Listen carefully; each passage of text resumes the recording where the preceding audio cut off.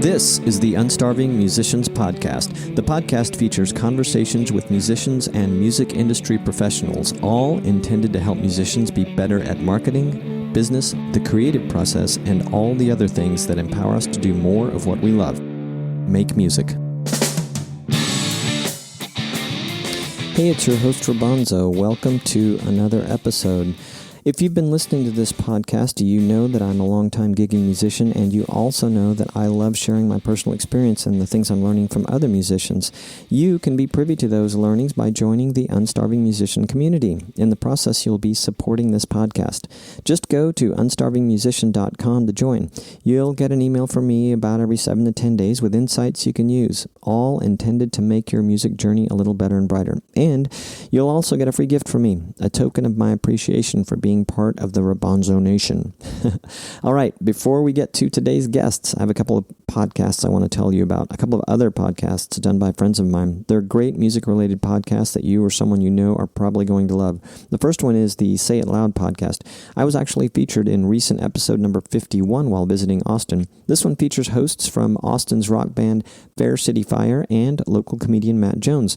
They get a little weird with a range of guests, including artists involved in the Austin music scene, and it's a honest look at being an independent musician done with a little bit of whimsy.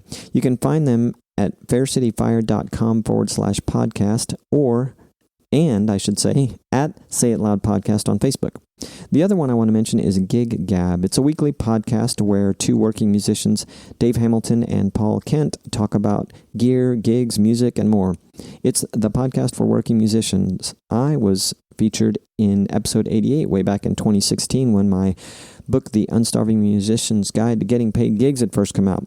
You can find Gig Gab at giggabpodcast.com or Gig Gab Podcast on Facebook. All right, let's do this. My guest in this episode is Jon Christopher Davis, or JCD as he's better known by his friends. He's another Dallas-Fort Worth-based artist. He's written songs for quite a few noteworthies, including Dolly Parton, Timothy B. Schmit of the Eagles, Billy Ray Cyrus, among many others. He's recorded for Warner Brothers, Sony and MCA Records, and has been featured on a number of major TV and cable networks. His discography includes work with Vince Gill, Stan Lynch of the Heartbreakers, and for producers who've worked with Carrie Underwood, Keith Urban, Prince, Jonny Lang. It's an impressive resume, but don't let this resume give you any ideas. The industry has changed on him just like it has for everyone else. By all accounts, however, he's figured out how to make a living with his music, and he figured it out long ago. But he's still making music like crazy, and he's still very curious about business, marketing, and what's going to work next. Best of all, he loves the rock and roll. He is a fine example of what it takes to make it in music, and it's not as complicated as you might think. That said, I think he has had his heart, mind, and eyes wide open throughout his career, and this has allowed him to see and pursue opportunity. I'd take notes if I were you. In fact, I took notes. The featured track at the end of our conversation is called Don't Wreck My Heart. It's from his latest album, New Wind Blowing. Here's me and JCD. JCD, welcome to the show. Thank you very much for having me. Absolutely. I appreciate you making time. We were just talking about, before virtually pressing record, your name. I was about to ask, do you go by Jon? Do you go by Jon Christopher? And I heard on your voicemail, JCD, and you told me that you go by JCD, or that your friends call you JCD. So thanks for letting me in the circle for the afternoon.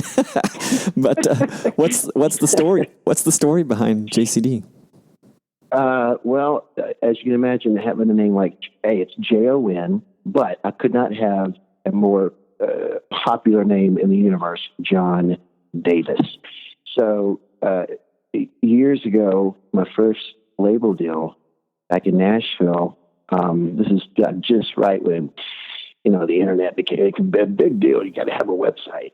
And so my A&R guy at the time was like, oh no, JohnDavis.com is already taken. What's your middle name? Christopher. From now on, you shall be known as Jon Christopher Davis. which made mom pretty happy about that. That's cool. And I can just see you there, young, bright-eyed, just like, okay.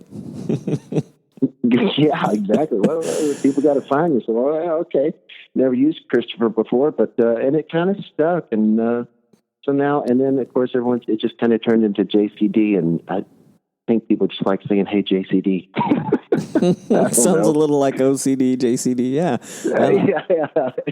Yeah. REO Speedwagon, REO, or the Electric Light Orchestra. They're ELO. Yeah. So I'll take it.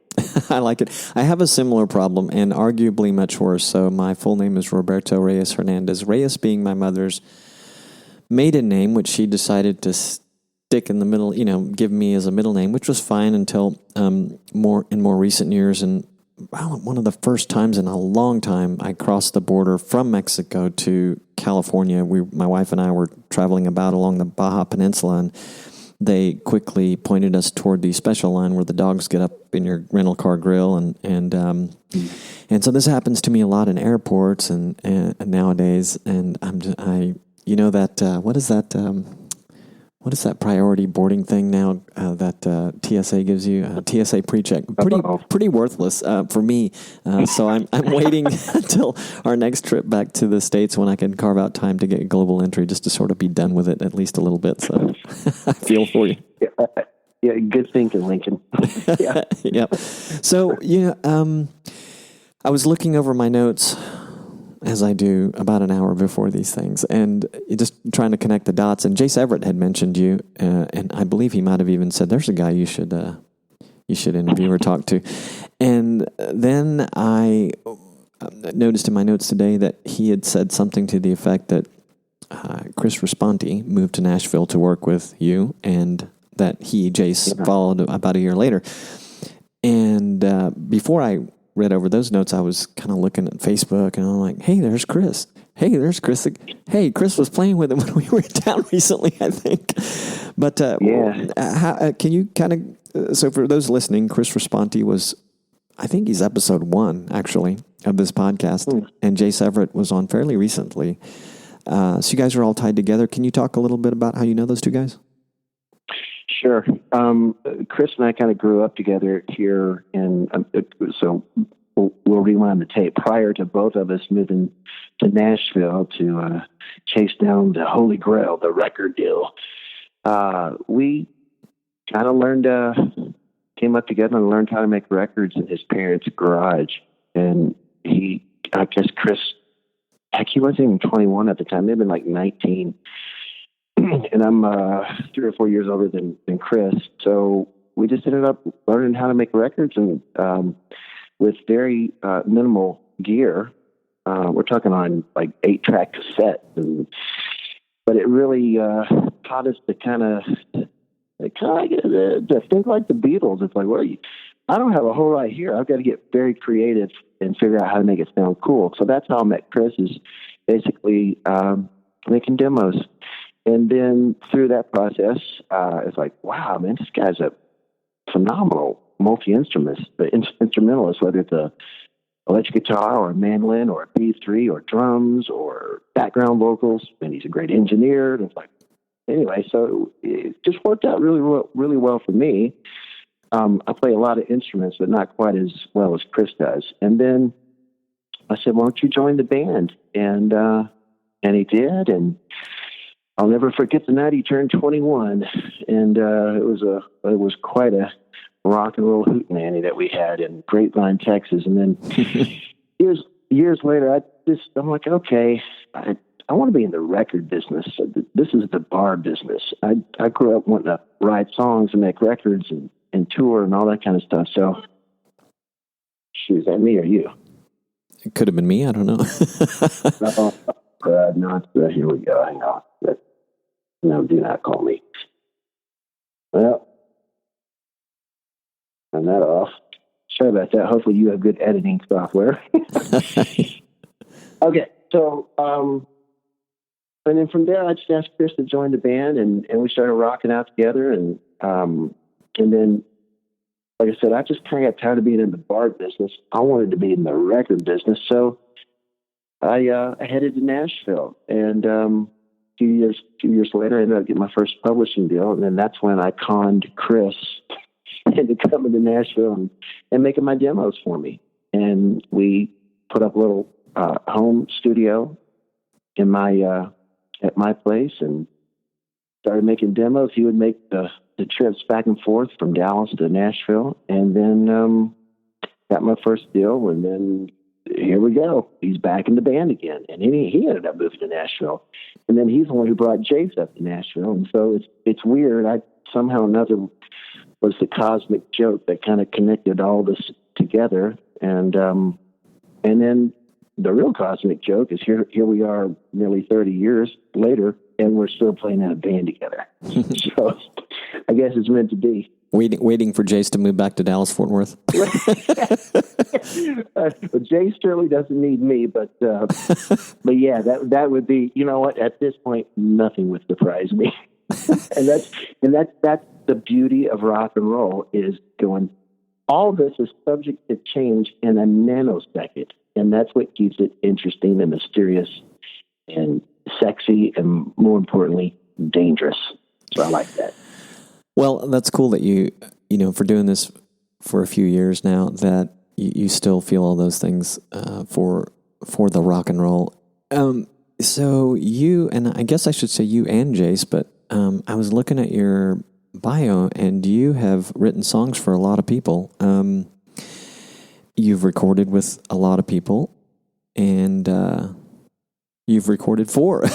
You've licensed a lot of stuff too. So I guess I want to ask, since you mentioned you getting your first publishing deal, can you talk a little bit about how that came about, a little bit of the details, who it was with, and is that kind of stuff still going on for you today? I know things have changed very rapidly in recent years, but it would be nice to kind of hear how it started and where that part of your gig has gone. I think I caught as I like to say, the tail end of the glory days of the music business. So pre-YouTube and iTunes and Napster and streaming services. So right before that, it's like, wow, you can still actually make a living writing songs for people, and people still go to the record store and buy albums. And so this would have been the late 90s. So when I moved up to Nashville, thank God my beautiful wife of 25 years was kind enough to, pay the bills there for a couple of years while I was slugging it out and networking and meeting people and writers' nights. And I ended up having a manager kind of take notice of my talent and said, I want to help you get the big record deal. So I'm like, okay, great, because I need someone to help me get the big record deal. And it was so cool because he recognized me, I think, as a songwriter, singer-songwriter, more than, he's this, good-looking stud. He's going to, be on the cover of every teen magazine. It's just, no, he's a singer-songwriter, and I was drawn to that. It's like he was about the art.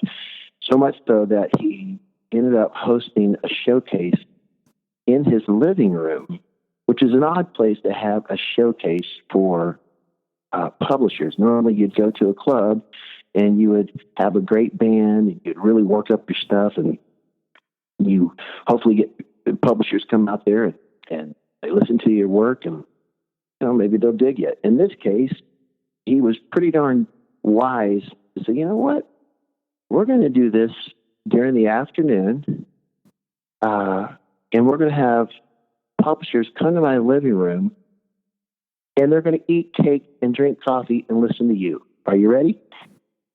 Yes, sir. and Chris Responte was actually at that showcase, which I have not thought of in, God, how many years now?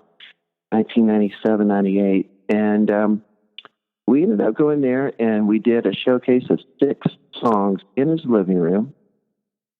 And the following day, we had 6 publishing offers on the table.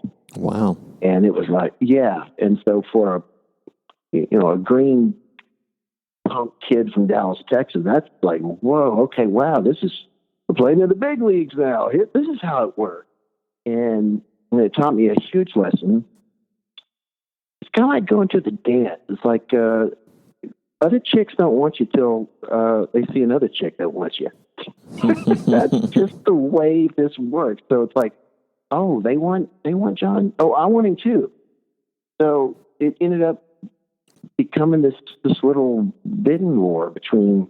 It got down to 3 publishers, and I ended up signing with Warner Chappell Music, which is the publishing arm of Warner Brothers. I was with those guys for 5 years, and it was the best education I could ever get. It's like I tell people, people who want to be in the music business, well, how do you do it? I'm like, well, it's kind of like acting. Yeah, where you better go to Hollywood. You better go to, if you want to do theater, you better go to New York or Second City, Chicago. You got to go where the action is. And I knew that Nashville was where the action was, at least for someone like me. But ended up having a 5-year run with those guys. And when I say that it gave me an education in the music business, what I mean by that more than anything is, yes, I did learn how to write better songs. There's no way you can survive in that town without getting better. You'll die. Competition is too stiff. But more importantly, it taught me at an early age to like, oh, wait a minute. Just because I have a publishing deal, this doesn't mean that they're going to actually pitch my songs to the right artist on the right day. So I had to learn how to work within the system, and I ended up getting most of those cuts. And I'm not patting myself on the back. I say this to encourage other people to not be at the mercy of somebody else. Go out and you make your own fate. And I got pretty frustrated after year 1 of going like, these songs aren't seeing any action. And I would walk in, I would have weekly conversations with my song pluggers and my publisher. I'm like, hey, I got this new song. I think it would be great for Keith Urban. Or I got this song, and I think Tim McGraw would kill this. Can we pitch it to Tim? Well, they didn't necessarily hear it the way I heard it. And that's fine. It's all subjective. I finally got to the point, I'm like, you know what? I don't think these songs are going to get heard unless I figure out a way to get them heard. So it taught me a huge lesson early on to figure out where's the back door. How do I get these songs in front of publishers and artists and managers and road managers or the drummer of Martina McBride, whoever, just like, go make it happen. And so the publishing deal at the end of the day was really just a bank that allowed me to figure out how to maneuver within the Nashville system. And so that's kind of what the first 5 years was about. And then it was pretty cool because I was able to not only write the songs, but I could sing the songs and produce the demos. And so when I would pitch a song to, say, an A&R person at RCA Records, oftentimes they would look at me and go, or they'd hit the pause button. Who's that singing? I said, well, that's me. Really? You wrote this? Yeah. Where'd you cut that? Who produced it? I did at my house with Chris. And so I got enough of those going on that it kicked up label attention. And so I ended up getting my first development deal with Warner Brothers. And that was pretty cool. So that's kind of how that happened, is just, rolled the dice, moved to Nashville, had a wonderful wife who would support me while I was out hustling, ended up in a manager's living room doing a showcase. 24 hours later, we have offers. Boom.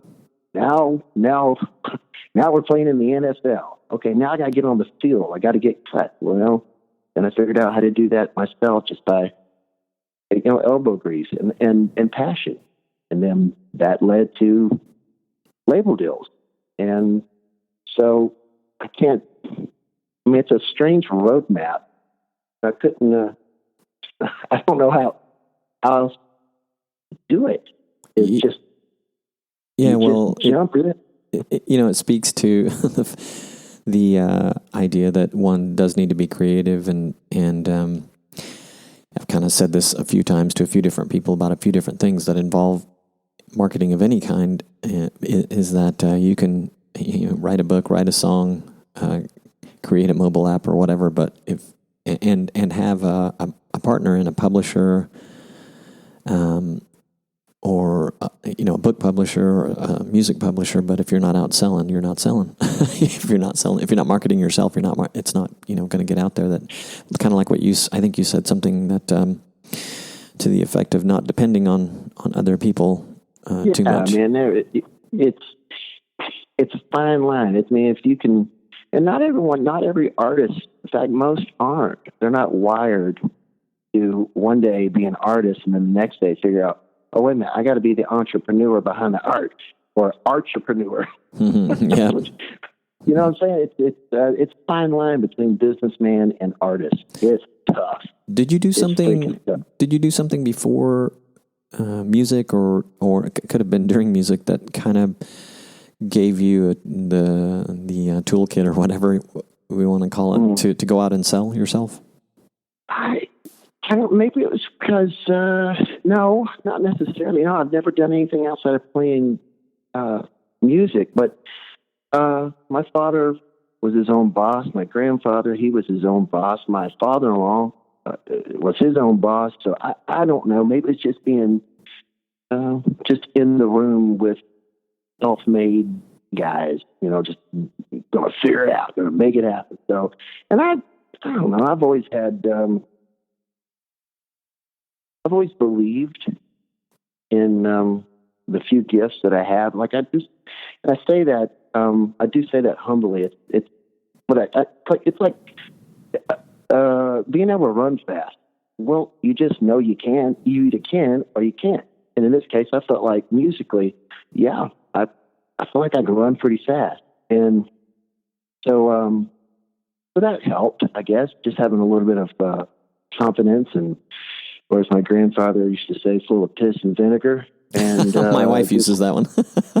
Yeah, and I'll take it. It's like, because you just, especially nowadays, it's just a different ball game, man. And if you don't know how to roll up your sleeves, and if you don't know the working end of a shovel, man, good luck.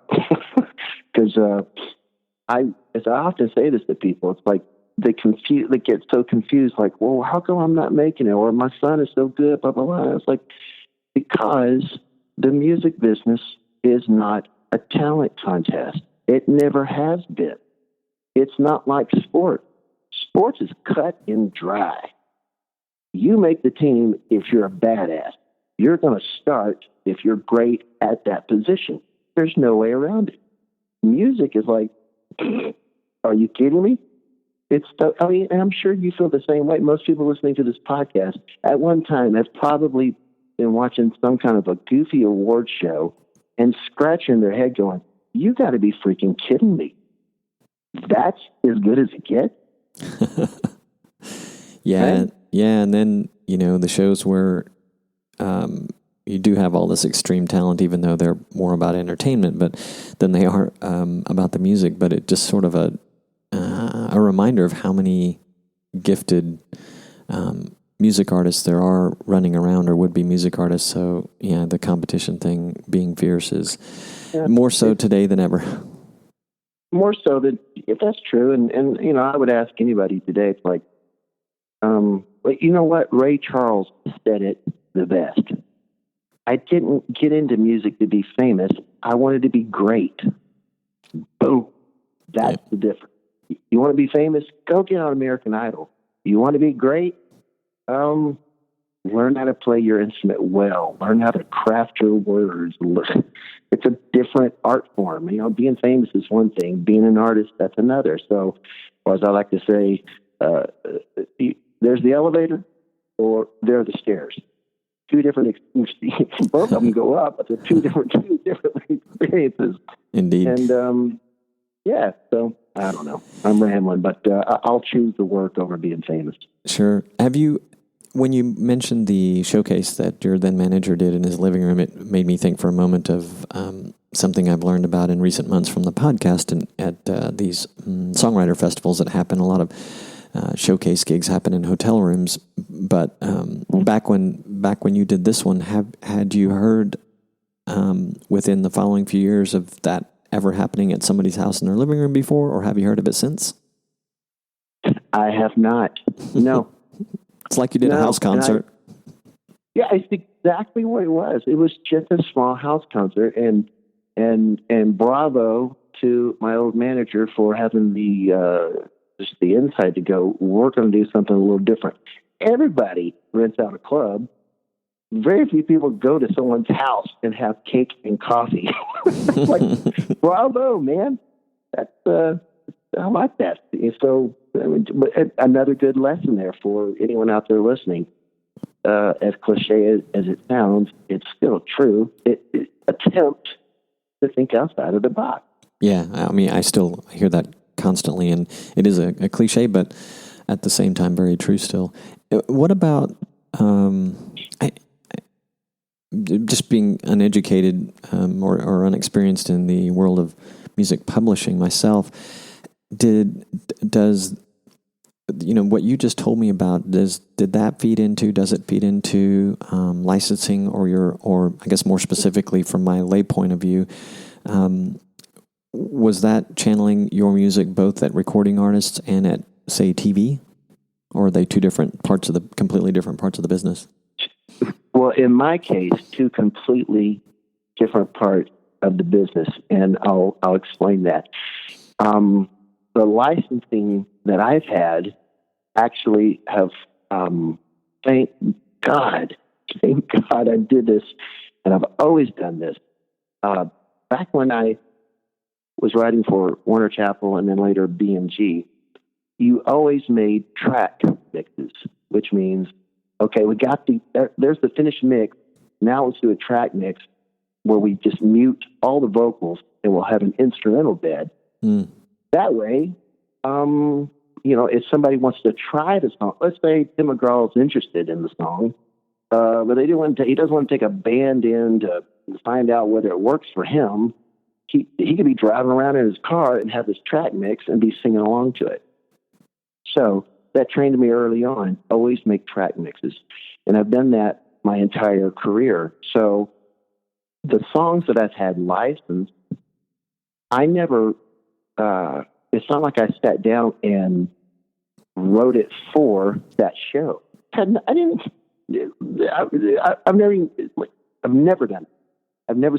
I've never just sat down to write for a TV show. And all those songs got licensed from songs I've written for my little indie records. And then what happens is, it's pretty cool, because a music supervisor will go to a certain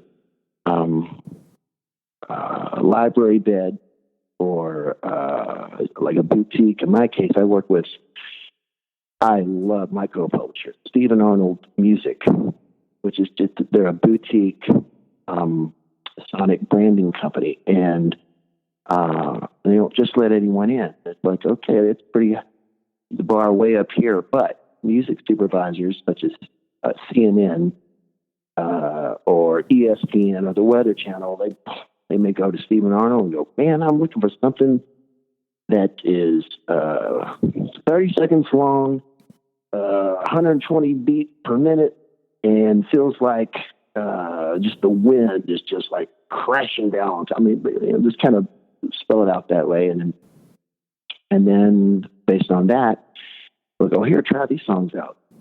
And so it's luck. It's just that I wrote a song for myself, they track mix, and maybe even 15, 20 years later, that song, boom, it's on, let's say, an outdoor hunting show on a Saturday morning. And it may be something I wrote.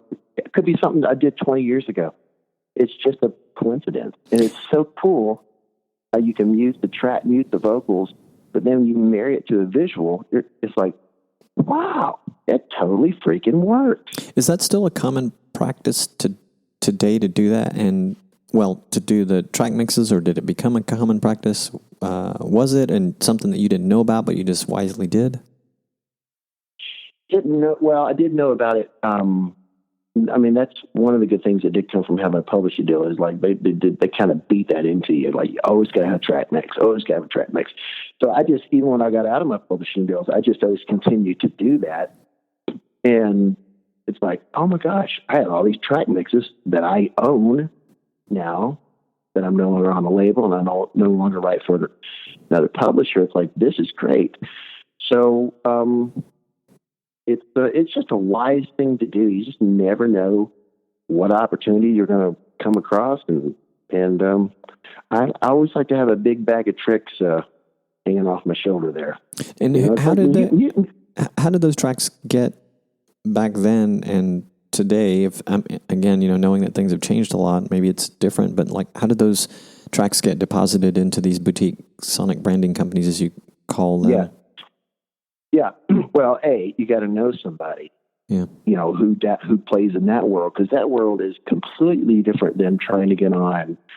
Let's say I'm writing for BMG up in Nashville, and I'm trying to get on a Rascal Flatts record or whatever. That's a completely different ballgame than getting your songs in television. Again, in my case, I may be a little different than other writers in that I wasn't asked to write a song for a show. It just happened. I had a piece of music off my record that worked for a show. And in this case, too, what's cool about my relationship with Stephen Arnold Music is it's a true 50-50 co-publishing deal, which means if they get it placed, we cut it down the middle 50-50. That's usually not the case if you're a signed writer in Nashville. They usually get 100% of the publishing, and you'll get your writer royalties. And now, in the days of streaming, in the days of people no longer buying albums, for me, it's been far more lucrative and consistent to be in the licensing game where you get your song on television shows. Mm-hmm. Far more lucrative. For me, it has been. So it's just a whole other revenue stream that a lot of songwriters don't think about. And so, I mean, you can Google music supervisors or Google music library companies, and figure out how to submit your material to those people. And I'm sure it's a clogged drain, just like everything else in the music business is. So it still boils down to the smartest thing an artist or a songwriter or a musician can do. Let's just assume they're already really good at their craft. Well, flip side of that coin is you better be likable and approachable and be somewhat of a people person, because no one is going to come beating down your door. Oh my God, I've got to hear your stuff. It just doesn't work that way. So here I go again with another cliche: squeaky wheel gets the grease. Mm-hmm. It's true. So, well, and hustle. Yeah, and I have a longtime friend from San Jose, California, and I don't know which one of us started saying it. We certainly weren't the first ones to say it, but just be a nice guy, don't be a dick, and people, you're a lot more likely to get to work with some of these organizations and people that you've had an opportunity to work with. And then, how about? I don't know a lot about the discography listings here, like in what capacity some of the work is done, but you have some pretty neat names in what looks like you did some recording with these folks, like a couple that jump out, obviously Vince Gill, Stan Lynch, and people who've worked with everyone from Carrie Underwood to Prince. Can you talk a little bit about those and maybe some highlights, how they came about? Sure. Great story about Vince. So when the Warner Brothers he's an Eagle now, right? Deal, an eagle now. Can you believe that? I forgot. Soaring high. He's soaring high, man. Yeah, right there. So, my second label deal was on, I worked with a guy named Dan Huff, who is arguably still the most successful producer in country music. And Dan was having so much success that Sony got real smart. And this happens often in the rock world and in the hip-hop world as well, where the label, a producer is so on fire that the label ends up giving that producer a subsidiary label. Here's your own label. Go sign who you want. We just want to be in business with you. So Dan got his Sony label, and I was lucky enough to be the first one signed to it. And at this time, Keith Urban was rocking. Faith Hill was on top of the charts. There was this band called Lone Star who had a massive, massive monster hit. Baby, I'm amazed by you. This was like 6 weeks, number one. So Dan Huff could do no wrong. So you can imagine, my wife and I are so excited, jumping for joy. This is it. This is the break we've been waiting on. And got in and started making the record. And my drummer and co-writer, Billy Thomas, at the time, would go back between me and playing in Vince Gill's band. And so Billy, I was just joking to him because I didn't think he would actually have the nerve to ask, but he did. I said, sure would be cool, Billy, to get old Vinny in here singing some background harmonies. And I'll be damned if he did not follow through on that. And a week later, Vince Gill was in the recording studio with me, walked in. I'll never forget, he gave my wife a peck on the cheek. I shook his hand. And, of course, I'm in awe because I was the kid who grew up on all those Vince Gill records and knew his catalog like the back of my hand. And, of course, he walks in. He's just this tall, big old guy who's just so freaking hilarious. And I was blown away. I'm still blown away after all these years when I think back that the number one most decorated man in country music who did not have to do it, but out of the kindness of his heart, came in and sung on a No Names record. And he wasn't in and out in 30 minutes. He spent 3 hours with me. It was me and Vince, damn near cheek to cheek, singing together. And it's just, it was one of the most surreal moments of my career. And so that's how I got to meet Vince, is through a drummer of mine, Billy Thomas. And so, great memory. Stan Lynch, who I still work with to this day. In fact, I'll be staying at his place in November for a week, writing and recording for this new project. I met Stanley through the third label deal, MCA Records. And Stanley was in town, and kind of what you said a minute ago about not being a dick, being a nice guy, it paid off. Because just like I would have never met or worked with Vince Gill if it weren't for my buddy Billy Thomas, who vouched for me. Hey, man, there's this new singer-songwriter, man, I think you'll love him. He's a great guy, man. Would you consider singing on his record? Boom, Vince was there. And same thing with Stan Lynch. I was actually writing for BMG Publishing, but there was another publisher in town called Peer Music, P-E-E-R, one of the oldest publishing companies in the world. And the guy running Peer Music knew that I was a big Don Henley, Tom Petty fan. And Stan was actually at Peer Publishing working one day. And the guy running Peer, Ron, calls me and says, get over here. I got somebody you need to meet, which is pretty odd for another publisher to call another publisher's writer about coming over. And just, again, just out of the kindness of his heart, and he knew there would be some kind of synergy connection there. And I walked in, and within a nanosecond, it was like, yep, we're from the same tribe. It was just effortless. Every time we've written a song together, it's just like, wow, it just flows. Our humor is the same. We like the same kind of music. We like the same kind of food. It's just, we have this, he's like a big brother. He's always been a big brother to me, and probably the closest out of all the cool people I've had the opportunity to work with over the years. He's the coolest, because he's just the most down to earth. You would never in a million years know.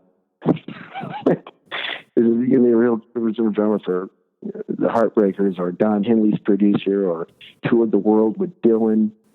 He's just Stan, and it's nice to hear. Love him to death. Nice to hear. Are you guys working on a project of yours or someone else's?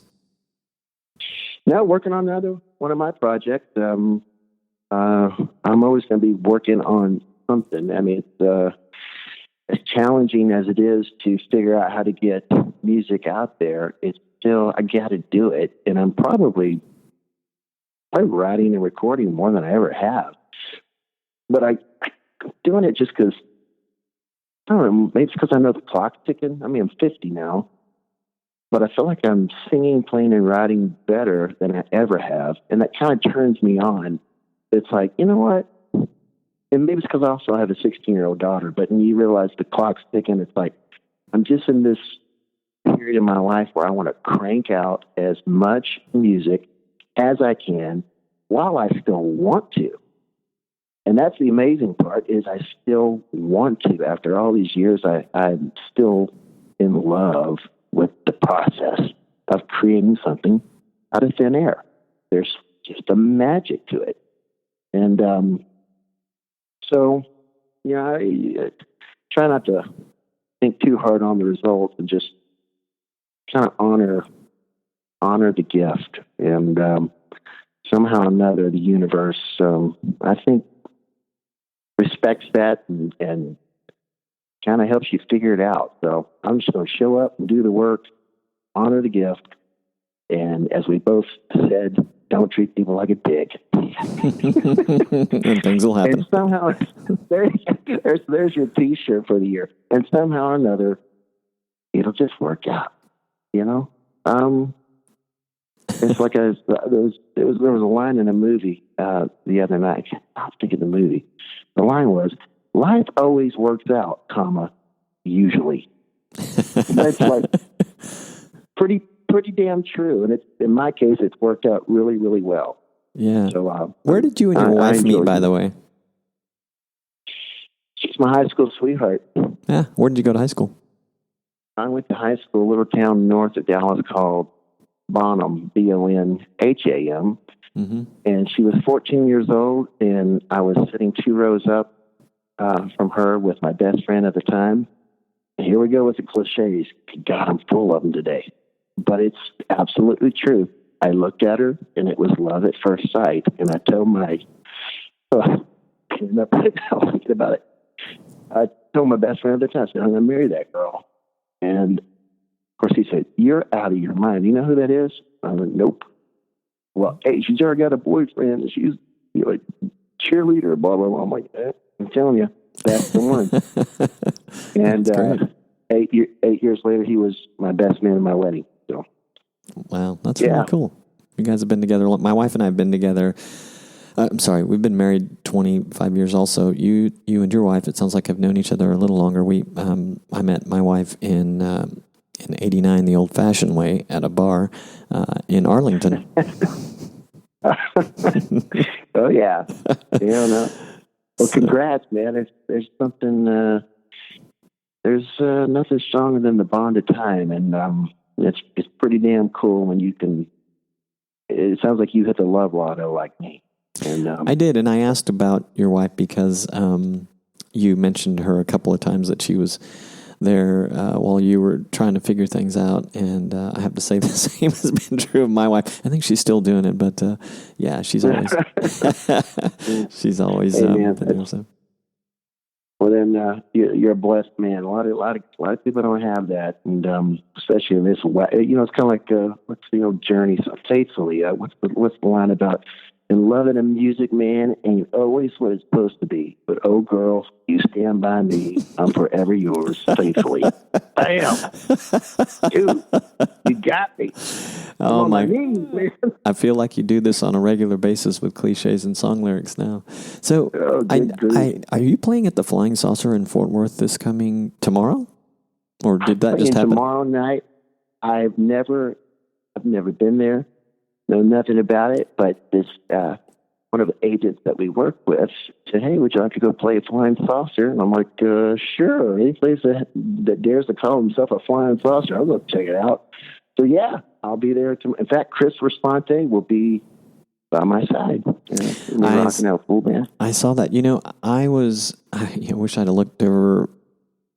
I don't remember now when you actually booked this, but I think it was before or during a recent trip, which included Austin and Arlington, and Dallas Fort Worth. And I wish I'd looked at my notes a little bit. I'd have given you a shout. And in fact, I think that Chris went to play with you one night when we were there. The first night we were there, did you do a Toyota something center this thing on like a Thursday night or a Friday? Yeah, I think you guys did that. You got a good memory.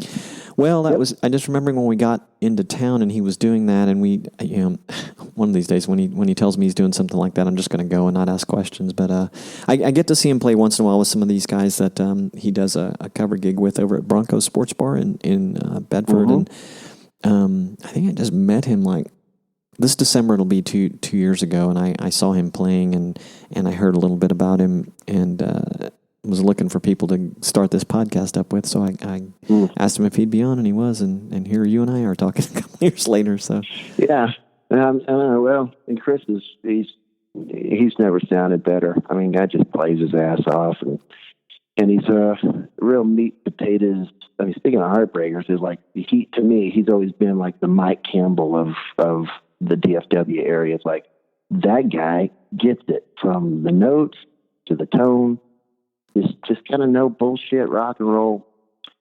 The song is the hero, and he and I have just always connected. It's so cool being in a band with Chris because we grew up on the same records, and just like I have that kind of connection with Stanley. Had the same experience with Chris on stage when we play. It's just effortless. It's just like, yep, I get it. I now understand the Mick and Keith connection. I get it. Like, yeah, and he's been that for me all these years. He's crazy talented. When I was in town, somehow he came up when we were staying with some close friends in Arlington, and they had been with me the first time I ever saw him a couple years ago, and I mentioned him for some reason, probably because he actually came by. He's so nice too. He whenever I'm in town, it's almost as though he'll drop what he's doing as long as he's not doing a gig somewhere, and he'll come meet me, and me and a couple people and the wife or whoever's with me, and have a beer. Yeah. But I mentioned his name, and this friend of ours we were staying with, she must have vaguely recognized the name. She goes, "Is that guy we saw play out at Broncos?" And she goes, "He's really great." I'm like, "He is, isn't he? He's really good." So yeah, I think you guys are lucky to. We are. Have known each other. Oh God, so long that when he was a kid, we used to wake him up because he would. Of course, he had the studio in his parents' garage, and he was always he still is to this day. I think he's still a pretty late sleeper, but like we'd book a session. Okay, man, we'll be there at 10 a.m. and go knock on his door. No one's answering, and sometimes he'd go bang on his window, wake his ass up. Got to the point where like, you know what? Your name may be you may be called Chris Responte, but we're going to nickname you Chris Irresponte. Because your ass won't get up. I did not know this about him, but I could see it. I can see it. So, when do you think your next album's going to be done? Just a prediction. I'm not going to hold you to anything. Yeah. Not that anyone cares, but you know what? about what I hold you to. I don't even. I'm actually considering. I mean, I've got enough to put out like an EP right now, but here's what I'm wondering. I'm going to get your 2 cents on this. Because I'm obsessed with what is the smartest way to go, just like getting a song cut or booking a gig or whatever. I'm intrigued with the process because it's like playing chess a little bit. It's just, there's a way to get to the other side. And I'm kind of intrigued with that. And so I'm actually considering just putting out 10 singles, 12 singles, like once a month. Boom, here's a new single. January, boom. February, boom. March. And just putting nothing but singles out so that at least from a promotional standpoint, which, of course, that's subjective too. I mean, there's so many different ways to get your music out there. But it's like, well, instead of like just producing an album and then I'm going to go promote the album, maybe I'm just going to tear this thing apart like chapters in a book and go, here's chapter 1. And for 30 days, all I'm going to do is talk about chapter 1. You will not get chapter 2 until you read chapter 1. And, rinse and repeat. And like, I don't know. What do you think? Is that goofy? Well, or do you still prefer like a body of work? I don't think it is goofy. I mean, I've been thinking about this a lot, and it has to do with conversations I've been having on the podcast. So I just pulled up a guy's website. He goes by the name Joe George. I'm trying to remember his name is Joe, I believe, but his website, by the way, is joegeorgemusic.net. And this year, I think I spoke to him on the podcast last year, but he had decided he was going to release a song a month with a video to accompany it. And it's been kind of cool to watch, and it's given me an excuse to go back and see what he's been doing the past couple of months. And then there's another artist who's local to you. He's kind of in he's in a similar world, but I mean, maybe leaning a little more toward folk. But his name's Ezra Van Seal out of Oak Cliff, and he's just noted in one of our conversations that and I'm sure it's because I asked about it, but seems to be this formula that is kind of working right now where and I don't know it exactly, but it's like, single EP, single album, single EP, single album. But I I really love the idea of having something that you're, kind of launching or promoting each month. So I think the single a month thing's kind of fun for however many months you do it, be it 12 months or just for a burst of time during the year or a couple of bursts, and then wrap it all up maybe with an album. And I talked to another guy recently who's doing, I thought this was crazy. Now they're not like collections of 10 or 12 songs. I don't believe, I think they're more like 5 to 6 songs. He's scheduled himself out to release 4 albums that are all part of a concept. He's already done the first one. He's going to release them. The next one comes out this November. The one prior was last November, and he's going to shoot for getting them all out around the November timeframe. Well, see, now you just confirmed that idea, because as you were telling me that, it just hit me, and I never even thought about it until now. But you think about the television shows we watch, especially on Netflix or Hulu, anything that you're streaming, it's like, okay, I get, even though here's the season 1, unless you wait until the very end and you just binge watch the entire season, you get 1 episode at a time. And you anticipate the 2nd, the 3rd, and the 4th episode. I'm like, well, why can't you do the same thing with music? Sure. And, to your point, or thinking about Netflix, something that drives me mad, but it certainly has you anticipating the next thing they're going to do is now that they're producing their own stuff, they'll release a burst of shows, maybe even a season, depending on well, I guess I don't know how they're working there, and then there's this period of time where I have to wait for it to come back for another season. Not that I would advocate you waiting as long as they do to put out like the next season of the new Star Trek thing or whatever they're working on, but that might be kind of fun too. Giving your people. Well, it's certainly it's always an interesting time to be putting out content, but it's like, I don't know, the rules have changed and everything's kind of upside down, and I don't know if anyone has got it quite figured out, which makes it kind of fun too. It's like, okay, well, I know I'm not lonely because I'm not the only one trying to figure this out. And so, I mean, here's a guy, and I'm talking to a guy who's been recording for 25 years, and I'm still figuring it out. But that's why we get up every day now. Yeah, well, it keeps changing so rapidly. Well, I look really forward to your next work, be it a single or a full album or an EP or all of the above. And I just started digging into your music. And by the way, you have a pleasantly consistent sound across the things that I found on your website and on Spotify, by the way.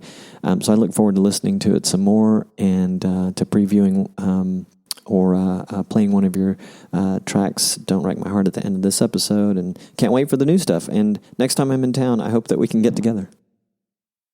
Beer's on me, and kudos to you for giving an amplifier to indie artists. So thank you. Oh, you're welcome, man. Thank you. That means a lot to me, and I'll take you up on that beer. Thanks for being with me on the show. Okay, man. Bye. Talk soon.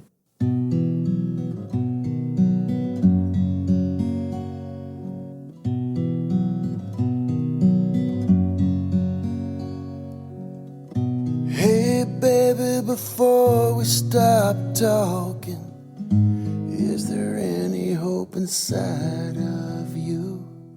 Hey, baby, before you start walking, better put on the right shoes. You got your hands on the wheel and you're going too fast. Before it's too late, take another look back. Don't wreck my heart. Well, don't throw it away. Take it easy, baby. You might need it one day.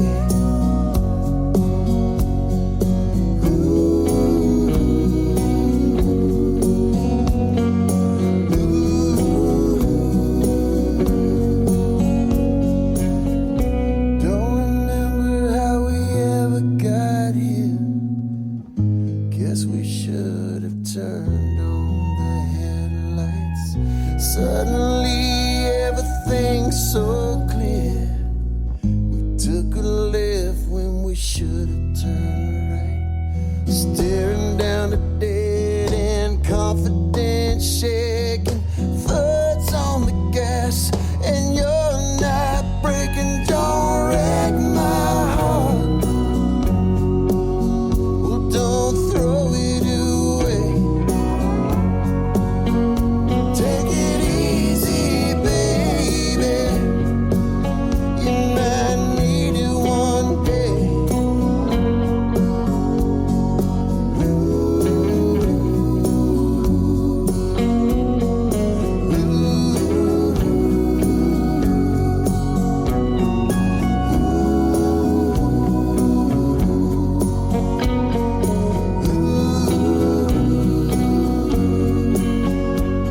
Slow down.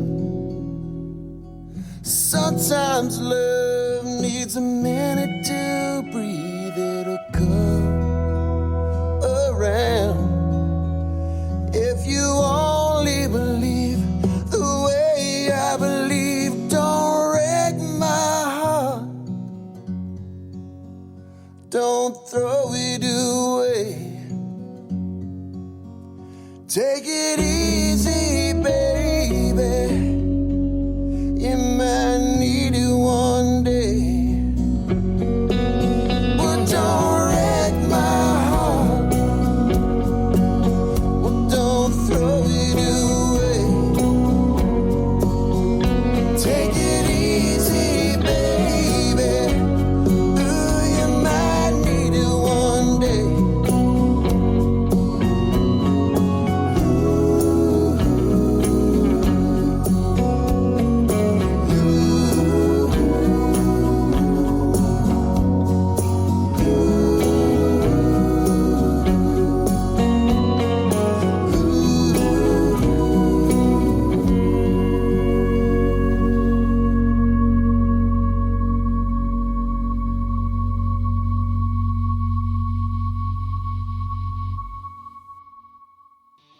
Hey, thanks for listening.